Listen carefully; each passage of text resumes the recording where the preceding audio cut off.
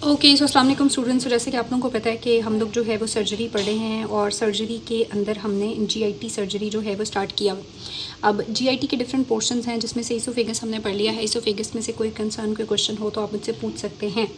आज जो हम सेकंड चीज़ या सेकंड पार्ट स्टार्ट कर रहे हैं जीआईटी ट्रैक का वो स्टमक है। अगेन इंपॉर्टेंट पोर्शन है। इसमें जो सबसे इंपॉर्टेंट चीज़ है या मोस्ट कॉमनली पेशेंट हमारे पास आ रहा होता है वो गैस्ट्राइटिस या पेप्टिक अल्सर डिजीज़ के साथ आता है। ठीक है, अब पेप्टिक अल्सर डिजीज़ और गैस्ट्राइटिस के साथ आता है तो ज़ाहिर है आपने मेडिसिन में इसको पढ़ना ज़्यादा डिटेल से हम यहाँ पे भी पढ़ेंगे। तो जो हमारा मेन कंसर्न है वो मेडिकल मैनेजमेंट है। लेकिन ज़ाहिर है 5 साल हो गए, 6 साल हो गए, 7 साल हो गए, मेडिकल ट्रीटमेंट फेल्ड है तो फिर हमने सर्जरी करनी है। तो जो सर्जिकल ऑप्शंस हैं स्टमक के लिए, स्पेशली पेप्टिक अल्सर डिजीज़ के लिए, और उसके बाद अगर हम देखेंगे तो गैस्ट्रिक कार्सिनोमा के लिए तो गैस्ट्रेक्टमी है, विलरोथ 1 है, 2 है, वेगोटमी है। क्योंकि आपको पता है कि स्टमक को जो मेजर पैरासिम्पैथेटिक सप्लाई जाती है फॉर एसिड प्रोडक्शन वो वेगस है। सो वेगोटमी भी एक ऑप्शन है। लेकिन ज़ाहिर इन सारे प्रोसीजर्स की अपनी कॉम्प्लिकेशंस हैं। तो आपने ये जो सर्जिकल प्रोसीजर्स हैं और जो कॉम्प्लिकेशंस हैं ये बहुत अच्छे तरीके से पढ़नी है, समझनी है। एंड पे हम इनको रिवाइज भी करेंगे। सो स्टार्ट कर लेते हैं सबसे पहले हम स्टमक से। तो आपको पता है कि स्टमक जो है वो जीआईटी ट्रैक का डायलेटेड सा पोर्शन है, क्योंकि बाकी जितने भी इसके पार्ट्स हैं वो ट्यूब्यूलर हैं, कंस्ट्रक्टेड हैं, नैरो हैं। ये सबसे ज़्यादा डायलेटेड पोर्शन है। उसके अलावा उसमें कहता है कि ये एक जे शेप्ड स्ट्रक्चर है जो कि प्रेजेंट है between the oesophagus and small intestine. हमें बताइए ये ऊपर ईसोफेगस है, ये स्मॉल इंटेस्टाइन है, इनके बीच में जो जे शेप स्ट्रक्चर प्रेजेंट है that is known as stomach. अब बेटे जो स्टमक है इसके डिफरेंट पार्ट्स हैं, मैं भी डायग्राम भी दिखाती हूँ। वैसे भी आपको एनाटमी में आपने पढ़ा हुआ होगा। तो ये जो लोअर ईसोफेजियल सफेंटर के करीब एरिया है इसको कार्डिया कहते हैं। ये जो थोड़ा सा एरिया है इसको फंडस कहते हैं। ये सारी बॉडी है, ये पाइलोरिक एंट्रम होता है और यहाँ पे पाइलोरिक सफेंटर होता है। पाइलोरिक एंट्रम होता है कैनाल एंड देन सफेंटर। तो इसके डिफरेंट पोर्शंस हैं। नंबर 1 कार्डिया जो लॉन्ग द लोअर ईसोफेजियल सफेंटर होता है। नंबर 2 हमारे पास फंडस है। फंडस की इंपॉर्टेंस होती है कि इसमें गैस की एक्यूमुलेशन होती है और वैसे भी फंडोप्लाइकेशन में गर्ड में हमने इस पोर्शन को यूज़ किया था। और आपको बताया अगर ये हर्निएट करेगा तो हाइटल हर्निया भी क्रिएट होता है, वो हम ईसोफेगस में पढ़ चुके हैं। ओके, फंडस के बाद हमें पता है कि एंट्रम होता है। एंट्रम के बाद फिर हमारे पास जो पाइलोरिक केनाल है वो आ जाती है। फंडस है, फिर बीच में बॉडी है और फिर बॉडी के बाद पाइलोरिक एंट्रम और पाइलोरिक केनाल होती है। सो ये आई होप कि आपको आ जाएगी समझ। ओके, अब हम बात करते हैं कि एक इंपॉर्टेंट चीज़ आपने याद रखना होती है जिसको बेटे हम कहते हैं लेसर ओमेंटम और greater omentum. Now you all know, आप लोगों को पहले ही पता होगा कि हमारे पास ये जो पोर्शन है इसको कहते हैं लेसर कर्वेचर और इसको कहते हैं greater curvature. Lesser curvature most common site होती है फॉर गैस्ट्रिक अल्सर्स। इस लेसर कर्वेचर के साथ कनेक्टेड होता है लेसर ओमेंटम और ग्रेटर कर्वेचर के साथ होता है ग्रेटर ओमेंटम। सो लेसर ओमेंटम कनेक्टेड होता है लेसर कर्वेचर से और ग्रेटर ओमेंटम होता है ग्रेटर कर्वेचर से। इन ओमेंटम की ये इंपॉर्टेंट है कि इनके अंदर सारी की सारी जो वेस्कुलर सप्लाई है वो और जो भी नर्व्स हैं वो सारी इनके अंदर ही कंटेन्ड होती हैं। अब बात कर लेते हैं, एंड पे तस्वीरें भी दिखा देती हूँ ब्लड सप्लाई की। सो आपको पता है कि स्टमक की जो ब्लड सप्लाई थी वो एनाटमी में भी बड़ा इंपॉर्टेंट टॉपिक होता था, आती थी और हमें भूल जाती थी। अब ये आप पे है कि आपने क्या करना है, इसको लाइक ज़ुबानी याद करना है या जिस तरह से भी करना है। अच्छा, तो ब्लड सप्लाई में आपको बता रही थी कि इंपॉर्टेंट होती है। अभी इसकी तस्वीर भी देख लेते हैं। सो वैसे याद करनी है, रट्टा लगाना है या जैसे भी करें हम कर सकते हैं। लेकिन मोस्टली आप लोगों ने इसको इस तरह से लिखना है कि ज़ाहिर है हमारे पास स्टमक को सप्लाई करने के लिए लेफ्ट गैस्ट्रिक आर्टरी होती है। इसी तरह साथ ही हम लिख लेंगे कि जी हमारे पास राइट गैस्ट्रिक होती है। अब इसको अपोज कर देते हैं, यहाँ पे हो जाएगी राइट गैस्ट्रो एपिप्लॉइक आर्टरी, ठीक है, और लेफ्ट गैस्ट्रो एपिप्लॉइक आर्टरी हो जाएगी। सही है, तो हमने कहा कि left gastric, right gastric, then right gastroepiploic and left gastroepiploic, और सम शॉर्ट गैस्ट्रिक आर्टरीज होती हैं जो कि फंडस वाले और बॉडी वाले एरिया को सप्लाई करती हैं। अब इंपॉर्टेंट चीज़ ये होती है कि हमारे पास एमसीक्यू में सम टाइम, लेकिन ज़ाहिर है वो शॉर्टर लेवल पे आते थे क्वेश्चन फर्स्ट सेकंड ईयर के लेवल पे, कि ये किसकी ब्रांचेस होती हैं। तो वो आपने याद रखना है कि ये अराइज होती है सीलियक एक्सेस में से, या सीलियक प्लेक्सस कह दे, या सीलियक एक्सेस में से राइज होती है। इन दोनों को अगर हम देखेंगे तो ये अराइज होती हैं हेपाटिक आर्टरी से और ये दोनों अराइज होती हैं स्प्लेनिक आर्टरी से। तो सिंपल सी बात हो गई, left gastric, right gastric, right gastroepiploic, left gastroepiploic, short gastric, ये होती है सीलियक में से hepatic artery and coeliac artery. Clear. उसके बाद कहता है कि जो वेन्स होती हैं वो भी इन्हीं के कॉरेस्पॉन्डिंग होती हैं और वो सारी की सारी जाके पोर्टल सर्कुलेशन में ड्रेन होती हैं। सबसे जो इंपॉर्टेंट है वो इसकी नर्व सप्लाई है, ठीक है। चूँकि नर्व सप्लाई की बेस के ऊपर हमने सर्जरी भी आगे करनी है वेगोटमी, तो नर्व सप्लाई आपने अच्छे से समझनी है। सो नर्व सप्लाई बेटे स्टमक की दो तरीके से होती है। एक होती है उसकी इंट्रिंसिक सप्लाई। इंट्रिंसिक पता है आपको कि ऑटोनॉमिक नर्वस सिस्टम की एक ब्रांच होती है जिसको हम कहते हैं एंटेरिक नर्वस सिस्टम, और वो एंटायर जीआईटी को सप्लाई करता है। और उसके आगे दो डिवीजन्स होती हैं, माइंटेरिक और मीजनस प्लेक्सस, ठीक है।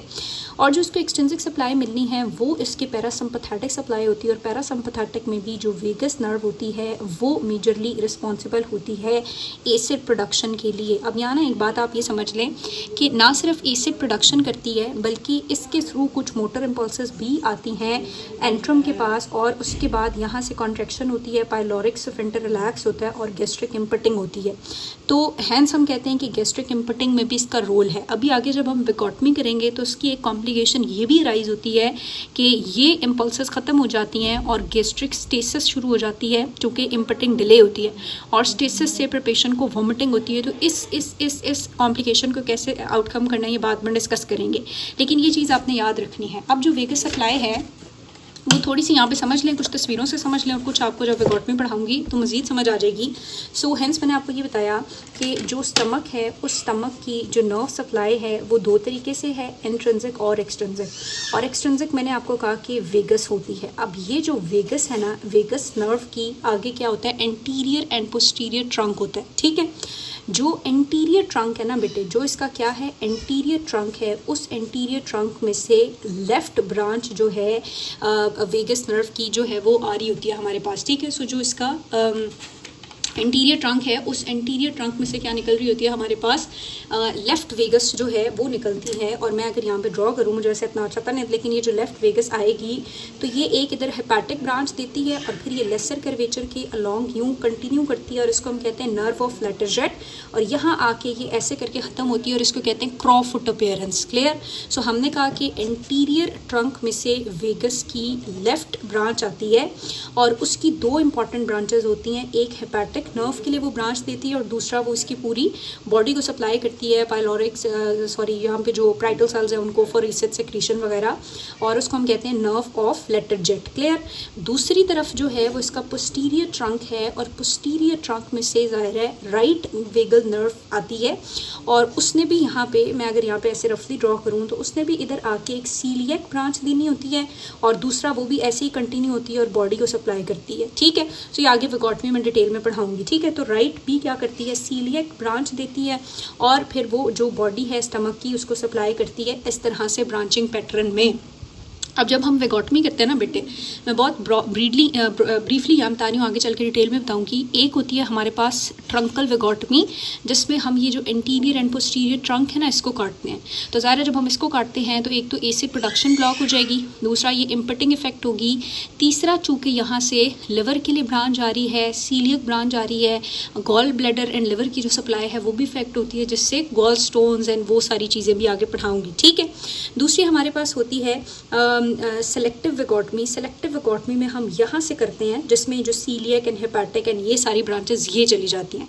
और थर्ड हमारे पास होती है हाईली सेलेक्टिव, जिसमें ये रह जाती हैं सिर्फ ये जो सप्लाई स्टमक को आ रही है, पैराइटल सेल्स को आ रही है, ये डीनर्वेट या ये कट की जाती है। तो इसलिए ये इंपॉर्टेंट है क्योंकि 3 तरह की सर्जरीज होती हैं, ये ट्रंकल वेगोटमी है, ये सेलेक्टिव वेगोटमी और ये हाईली सेलेक्टिव वेगोटमी है।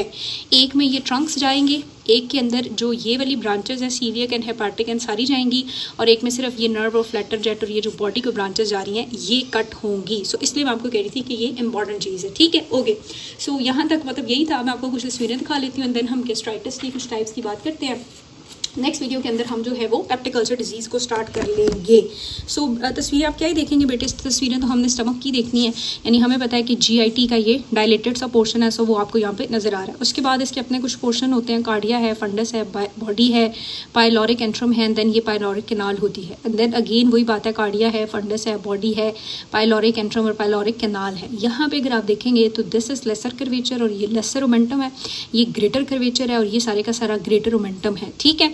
अब ये इसकी नर्व सप्लाई है, इसको अब आपने मेरी इसको फॉलो करना है बेटे। ये आपके पास ना होती है सीलियक एक्सेस या सीलियक प्लेक्सस, इसमें से राइज होती है दिस लेफ्ट गैस्ट्रिक। तो लेफ्ट गैस्ट्रिक की तो बात ही खत्म हो गई। उसके बाद फिर हमने कहा था कि हमारे पास ये जो हेपेटिक है, इस हेपेटिक में से आएगी राइट गैस्ट्रिक और साथ ही इस हेपेटिक में से आगे चली जाएगी राइट गैस्ट्रो एपिप्लॉइक।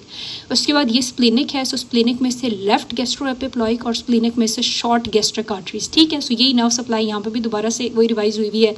ये इसकी जो है वो interior and posterior vagal Trunks हैं। सो ये मैंने आपको बताया था कि जो इंटीरियर है इसमें से लेफ्ट वेगस आती है, सो ये इसकी हेपेटिक ब्रांच है और हेपेटिक के बाद this is nerve of Latarjet और ये इसकी क्रॉस फुट अपीयरेंस है। और ये जो पोस्टीरियर ट्रंक से आती है ये राइट है, इसकी एक ब्रांच होती है फॉर सीलियक और बाकी इसने भी ये देखें बॉडी को आके सप्लाई करना है। ठीक है, सो अगेन वही कि लेफ्ट वेगस है, इसकी ये हेपेटिक ब्रांच है और ये इसकी सारी इधर ब्रांचेज है। ये राइट है, इसकी सीलियक ब्रांच है और बाकी सारी बॉडी को सप्लाई करेंगी। सो ये वही दोबारा से है।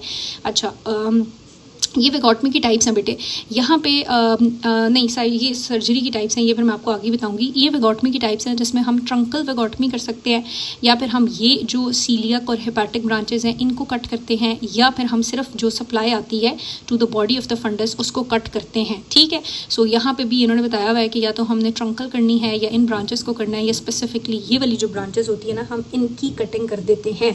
सो ये डिफरेंट वेगोटमी की टाइप्स हैं, ये आगे चल के जब सर्जरी कराऊंगी तो मजीद भी समझ आ जाएंगी। Clear? So I just hope कि आप लोगों को अब ये जो भी एनाटमी है ये समझ आ गई है। अब सबसे इंपॉर्टेंट चीज़ जो स्टमक में हमने पढ़नी होती है वो है गैस्ट्राइटिस। सो गैस्ट्राइटिस का मतलब होता है inflammation of the gastric mucosa